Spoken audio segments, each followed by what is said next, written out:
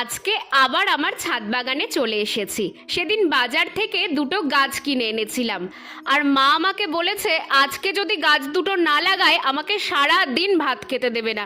কি আর করার, অগত্যা চলেই এলাম। তার আগে দেখো, এবছর বর্ষা না পড়তেই কিন্তু আমার ছাদ বাগানে পুর্তলিকা ফুটতে শুরু করে দিয়েছে। তো যেটা বলছিলাম, একটা গন্ধরাজ আর একটা নীল জবা এনেছি সেদিন। তোমরাও অবাক হয়ে গেলে না? নীল জবা, সেটা আবার কি? আমিও শুনে অবাক হয়েছিলাম, তাই দোকানদার বলতেই সেটা কিনে নিয়ে চলে এসেছি। আসলে আমার কাছে গোবর সার ছিল না বলে কদিন একটু দেরি করছিলাম।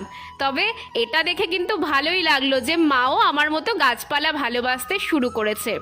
গোবর সার না থাকায় একটা ছোট টবে আমি খানিকটা কিচেন কম্পোস্ট নিয়ে তার মধ্যেই নীলজবা গাছটাকে লাগিয়ে দিলাম। এবার গাছটাকে জল দিয়ে 4-5 দিনের জন্য ছায়াযুক্ত জায়গায় রেখে দেব। দেখা যাক এবার কতদিন পর নীলজবা ফুলটা ফোটে।